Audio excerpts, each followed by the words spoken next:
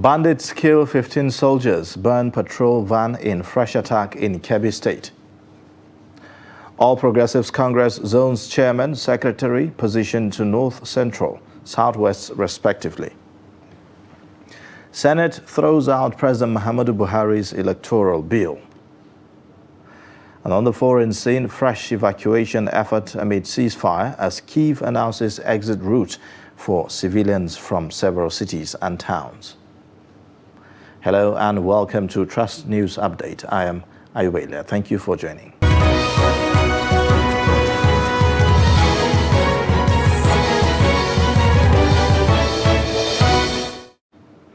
We begin with security matters. Barely 24 hours after armed bandits killed at least 65 local vigilantes in Sakaba villages and abducted an undisclosed number of civilians, including a monarch of Ikara village, 15 soldiers have been reportedly killed in a fresh attack in Kebbi community. Reports say that the fresh attack occurred in the early hours of Wednesday at Kenya village on the Anko and Wasagu local government area of Kebbi State. According to reports, the armed bandits also burned their vehicles during their fresh attack and also abducted scores of villagers in villages close to Kenya. Police in Kaduna say operatives arrest over 200 armed bandits, including the principal suspect in the murder of Air Vice Marshal Umar Maitsaka, assassinated in November last year. The police also recovered 18 AK-47 assault rifles, 11 pump-action gun, and 10 locally fabricated pistols from bandits and armed robbers.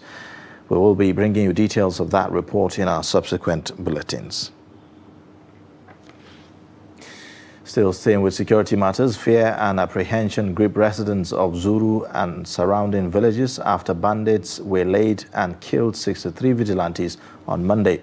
Security operatives have launched manhunt of the fleeing bandits. Aliu Hamagang sent this update from Birnin Kebbi.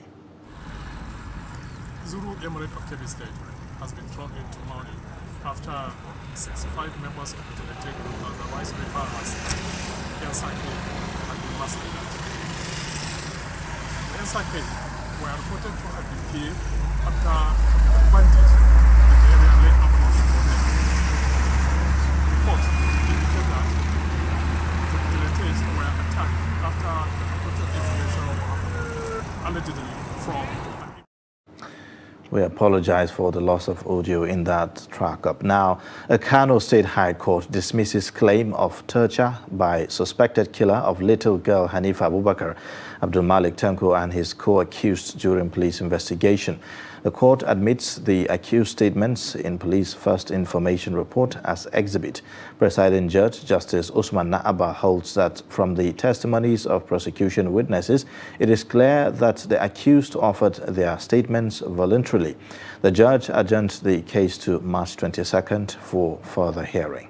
Because it was a trial within trial, and our contention was right from the word-go that the statements were given voluntarily, and we brought in witnesses to confirm that. Most importantly, under cross-examination, both the first and third defendants confirmed that it was their statements. So, of course, the court had every reason to believe that the statements were obtained voluntarily, and is so held in its ruling earlier this morning.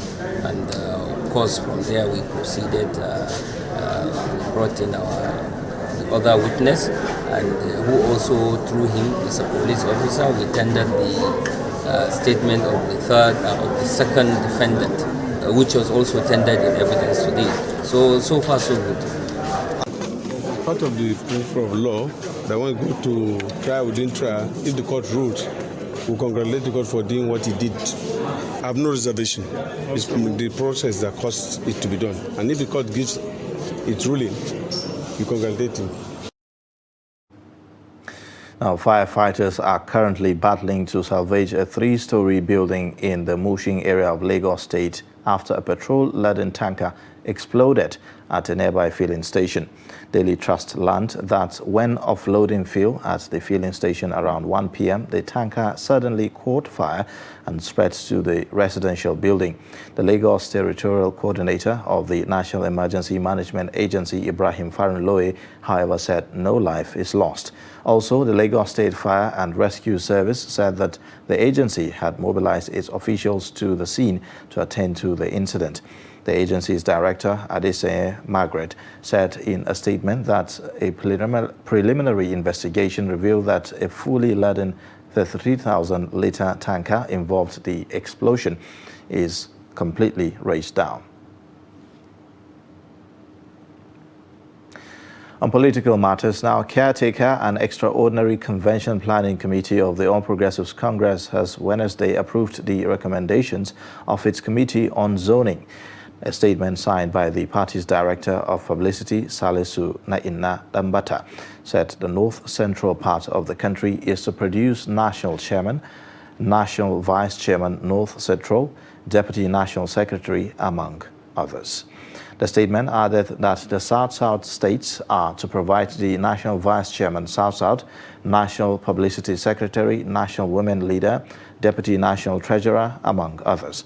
However, positions of the National Secretary, National Vice Chairman, National Youth Leader, amongst others, party leaders, are zoned to the Southwest.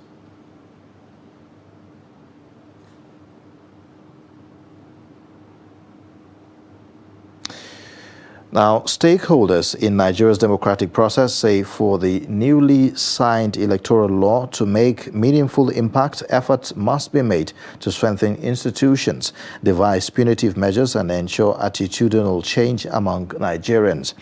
The respondents, while speaking to Trust TV's Shafiu Suleiman, say though reforming electoral law is a step further in sanitizing the nation's electoral and democratic process, there is need to consolidate on the feet.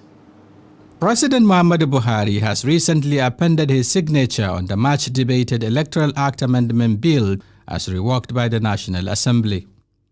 Part of the objectives of the amended law is to engender transparency and accountability in the nation's electoral process, discourage human interference through electronic transmission, as well as open the electoral space for more participation amongst others. It's a plus. Kudos to the Mr. President. Kudos to the National Assembly. Kudos to Nigeria that we have a reformed electoral law in place. But the big question is that, would the electoral law change our attitude? It's still a big question.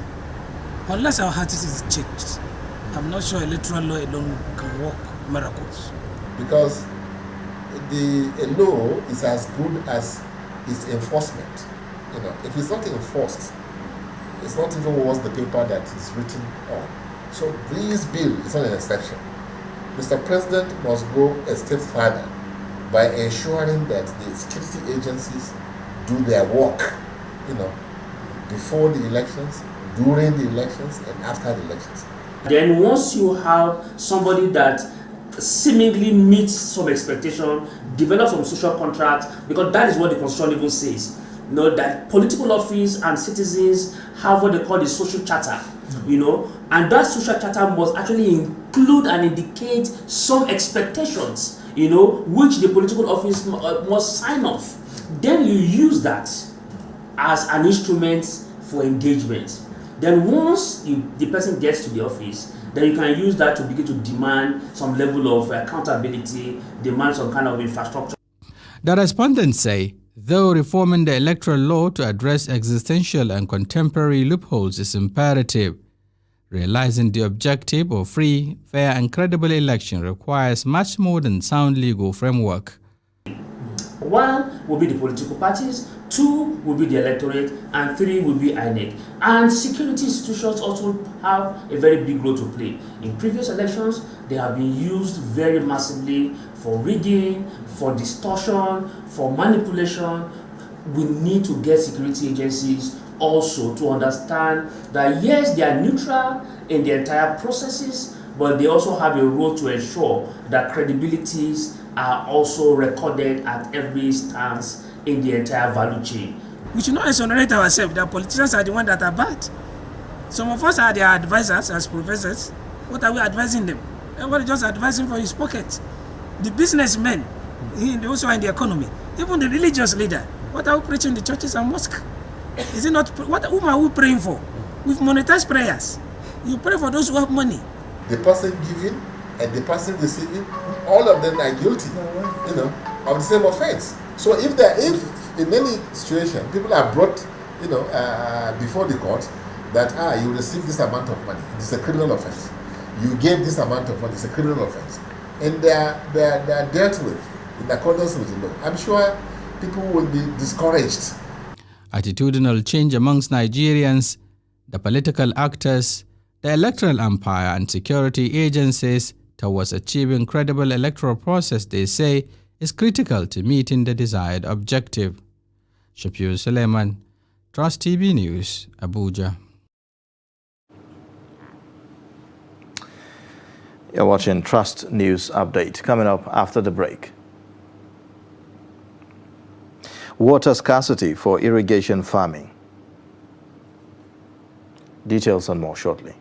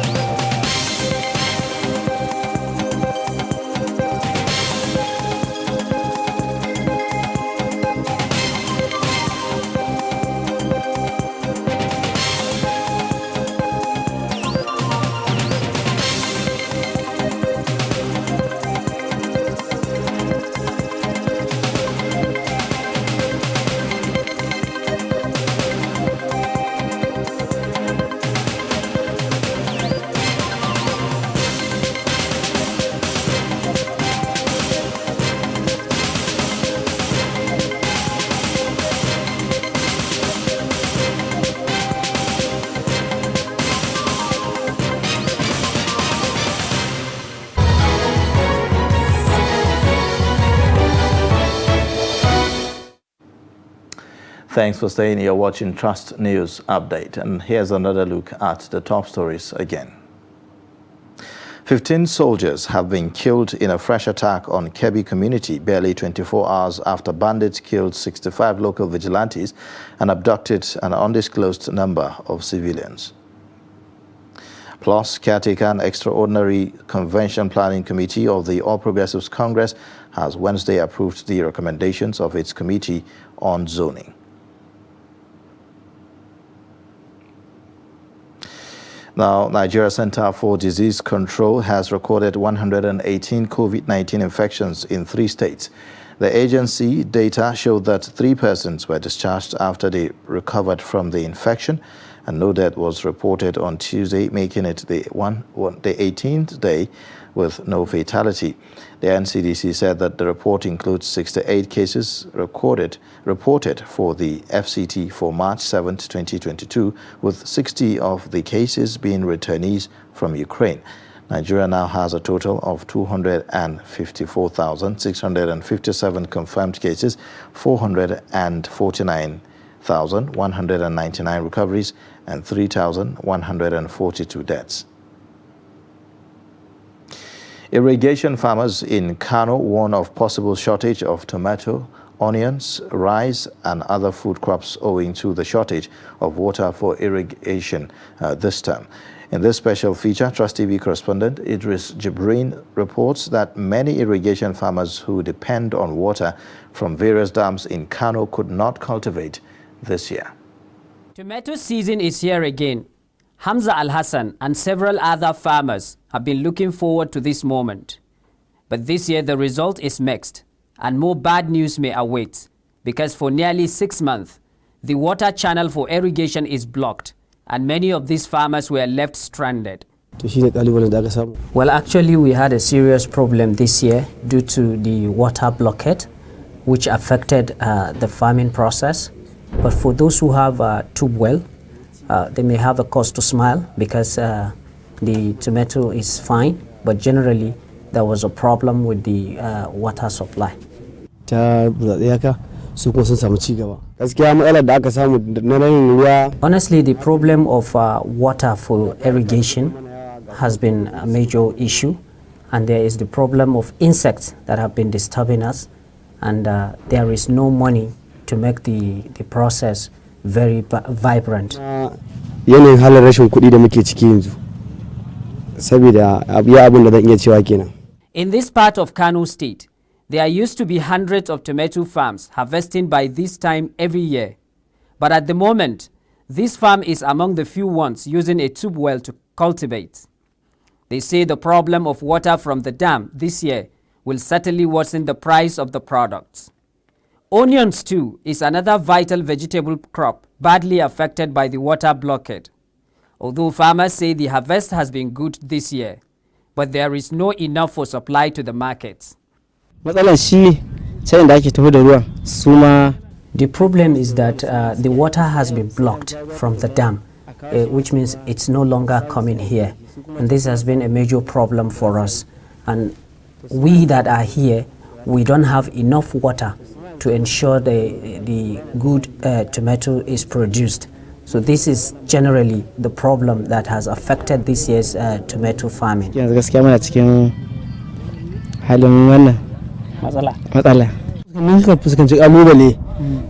know, as far as onions is concerned, the water blockade has also affected us because since there is no water, we are unable to produce as much as possible. And there is the problem of fertilizer this year. We have not much money to buy fertilizer, so this has also compounded the problem for us. Relatively, these rice farms are usually green by this time of the year. But farmers could not even clear it after the rainy season harvest, having lost hope for irrigation farming. As far as rice farming is concerned this year, especially on the issue of irrigation, we have a problem. First, number one, we have a problem of seed. The seed that we had this year is not good. That is why we are unable to produce as much rice as possible, because most of the seeds we buy from the market, after you planted it, at the end of the day, you will see the rice has become something else, or it's even spoiled.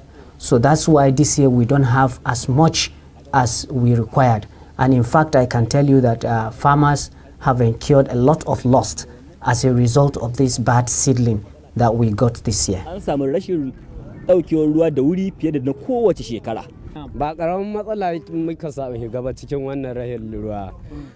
the problem of this water blockade is a serious one for us here that we are into rice farming. In fact, there is no even drinking water, and we have contributed money to build a borehole, and there is no water even as at that level.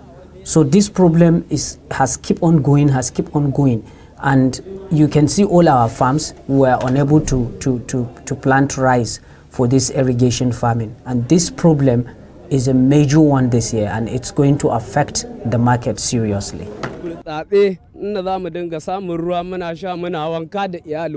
Rice farming in this part of Kano State, which should have been an all year round, is increasingly becoming difficult, because according to the farmers here, this water channel is the only source of irrigation they have, which is coming from Tiga Dam, but it has been blocked.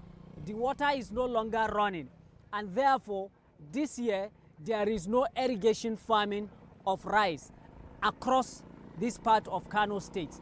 And this place occupied a significant area where rice is being cultivated all year round. While supply of tomato continue at a low level quantity and rice processing at medium, consumers may have to prepare for the worst, especially as Ramadan fast is around the corner.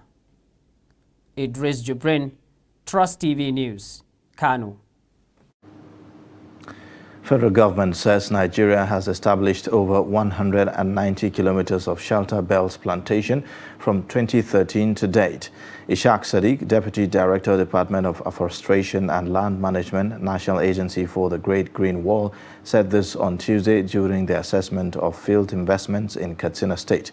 The agency visited Keita, Mashi, Baure, Daura, and Mayadua local government areas, all in Katsina State.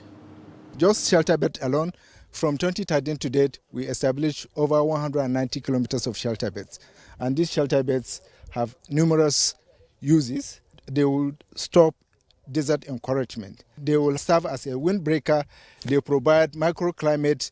They even reduce soil erosion. And they also provide a lot of habitat for the wildlife animals. When you establish shelter bed, you see the crop yield is better than when the shelter bed is not there. We are doing it to improve the crop yields of the farmers within the areas where we are planting these trees. When the rainy season seems to cease early, so we try to devise another means by providing motorized boreholes in the plantation sites, where after the rainy season, we normally provide water to our plantation site where we engage some laborers to be watering the seedlings. Like this orchard you see, because once we planted them, after a certain years of establishment, they have reached a maturity age, so we normally hand over to the communities. Many people are enjoying this kind of orchard that we are doing because once the fruit grow, they normally plug and sell and they make a lot of money. That will enhance their livelihood. We want to touch more communities, to engage with them, tell them the importance of environmental protection so that they will plant more trees, as a result of which their livelihoods will also improve. And by having an improved livelihood, which means the environment will also be protected. We solicit for the community's cooperation, let them work hand in hand with the government agencies like ours in order to help them improve on their present living condition. The appeal goes to the community heads or the community leaders so that they can enlighten their communities, get the buy-in of every community member, because we need to have all hands on deck. We need to work as a team. It's not just our project, but it's theirs. At the end of the day, they will take over it and they will be the direct beneficiaries of this project. So right from the word go, we want to carry everybody, the youth, the women, all other elders in the community. We need to work together, even the smaller kids, because they are the leaders of tomorrow. We want to catch them young. If you teach a little child the importance of not cutting down a tree and the importance of planting a tree, he will surely plant a tree and he will not cut it, and he will grow up with that notion. When we come into the community, we call all the people, especially people that are staying in areas that we do our program. We distribute such materials to them. We train them. Some of them we take them out of the community to our training centers. We train them there, and from then we give them all the the starter package. Center for Journalism, Innovation and Development charges media practitioners to adopt human empathy in reporting gender-based violence. CJID channeled this course through the launch of a gender-based violence reporting handbook, which serves as a guide to journalists and part of measures to reduce incitement of GBV victims.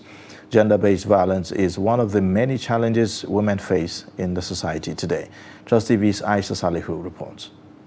The event, organized to address media's role of presenting balanced perception and attitude towards reportage of gender issues, premised on demystifying gender-based stereotypes, which has fallen below sensitivity standard, as most journalists are unfamiliar with the ethics that guide reporting of gender issues. Speakers at the launch of the gender-based reporting handbook called on journalists to abide with the professional ethics in reporting gender-based violence. We have a role to play. It's not enough to have a handbook. The most important thing is to use that handbook and to ensure that as reporters, as journalists, as men and women of the media, we first wear our hat of humanity before we report any case. Whether it's male or whether it's female. Let's not be gender blind. It's also very important that we also in the media, as a press officer, looking at the media in Nigeria, and even the way they report on the attacks on women, children, the vulnerable population that are mostly targeted by attacks, by sexual-based violence. So understanding that this gap needs to be filled, and this book is a very important gap filler in a way. The keynote address presented by Abiola Akiyode Afolabi highlighted areas where lack of gender equity and women's rights are denied. We need to applaud Nigerian women, whether they are policymakers, whether they are activists, that have pushed for laws and policies to be passed. One of the things that we are fighting for in front of the National Assembly is also that we should be able to address the gender-based violence that's affecting our life. As we all know, our standing in front of the National Assembly is a very ideological one. It's an attempt by us to push back the misogynists. And gender equality and women's empowerment is not just the right thing to do, it's also the smart thing to do. The economic and development benefits are clear. Protecting women and girls, investing in their rights, and providing opportunities for them to prosper benefits not only their communities, but the whole country. Academic and veteran media practitioner also charged journalists to report beyond the story as gatekeepers while adopting the guides embedded in the Gender-Based Violence Reporting Handbook. When we have the responsibility of not just being gatekeepers, but also agenda setters. The more we report on these, sometimes on this man's inhumanity to man, will give for a national consciousness that will give zero tolerance to it. The handbook is late in coming due to the milestones that have been lost, but it has nonetheless arrived to fill a huge gap at a crucial time when there is a tsunami of gender-based violence in Nigeria, and the world is relying on the media as forces of change to raise the conscience of the people. This fantastic reporting book that has been launched. It's a breath of fresh air. It's been long overdue, and we're glad that it's finally here.